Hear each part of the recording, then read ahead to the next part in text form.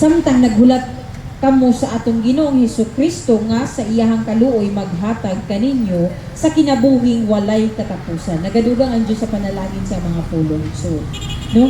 Munang gusto, munang naay pagsangyaw igsuon. Kaya nga naman, naay mo balik manggod si Jesus. Igsuon, kumusta naman inyong kinabuhi? Pananglitan igsuon mo balik si Jesus Christ karon or unya sa gabi. Kamusta man? Luwas ka ba igsuon? So na mga question mark. Kay karon igsuon no, dili na ta ingon nga kana bitang magpaligoy-ligoy pa ta igsuon no. Christ is coming soon. Ang kalibutan igsuon grabe na kanilad no. Sa lain-laing mga nasod igsuon ang grabeng katalagman, dili pa kita exempted Pilipinas igsuon no. Daghan nga mga katalagman. So ang mga tao igsuon ang uban, di pa kawalay bili nila ang pulong sa Dios. Tawa-tawa sila, wala sila kahibalo sa ilang padulngan igsuon.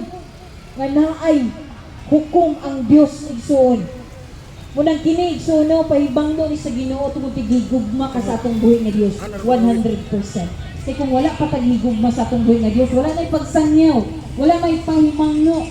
Direksyon na ta ipadulong sa impyerno tungod sa gugma sa Dios. Di pahibalutan niya igsuon no, sa dili pa siya mo balik.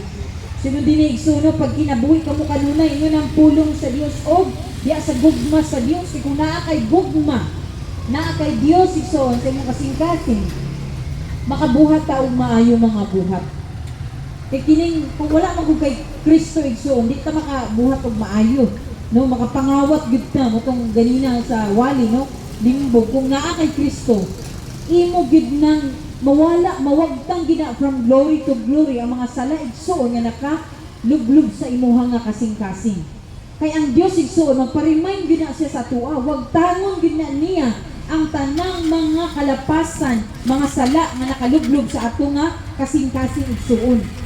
No, muni ang pulong sa Ginoo dili ni instant nga wagtang dai diretso imong sala nga di na ka mamabayda. Dili na ka mangawat diya, di na ka maglimbong. Ang pulong sa Ginoo igsuon no, hinay-hinayo niya pagwagtang igsuon no, ang atong mga kalapasan igsuon pinaagi sa iya nga pulong.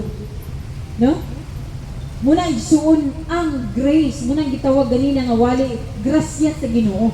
Gitagaan tag lugway igsuon no, sa paghinulsol. Aron makahinulsol ta sa atong mga kalapasan, kay kitang tanan diri sa kalibutan makasasala. Walay sala diri sa kalibutan, kitang tanan ingon ang pulong sa Ginoo diya sa Romans chapter 3:23 no. Munang ikaw karon igsuon no nga nakadungog sa pulong sa Ginoo, gipahinulsol ta sa Dios kay He is coming good no. Excited na siya nga muhatag sa imo igsuon no, sa kinabuhing walay katapusan. Muna igsuno nga kining kinabuhian nato karon dari sa kalibutan, temporary ra man ni, madugta ra man ni atong lawas no.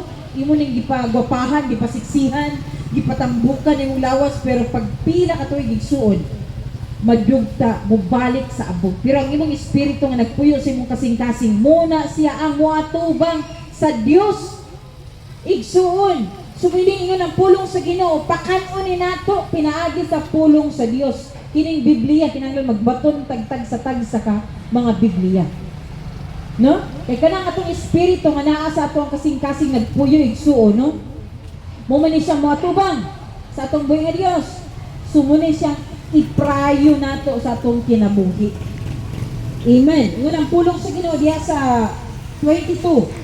Tabangi kadtong nagduha-duha, so naay pagsangyo kay nga naman kung kamo nagduha-duha mo sa inyong Dios, nagduha-duha mo nga di mo maluwas at man siguro wala may makalamit si Sir, kaya wala pa man siguro ni antog langit.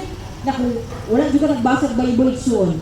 Katong wala gabasa Biblia, naay gasangyaw dari aron pahimangnuan nga mubasa ka aron dili ka ba ignorante sa among gipang sulti dinhi dapita igsuon. Kay dinhi pulong sa Dios among ginasangyaw. Wala man nagpabayad ha, dili pud mi magpabayad igsuon. Gani libre man gani kung wala kay Bible do lang ka diri kay naami panghatag na Biblia. Naapoy Bible School, libre igsuon. Gusto ka magpagamit sa Ginoo? No, imong kinabuhi karon pila na imong edad, wala kay gibuhat para sa Ginoo?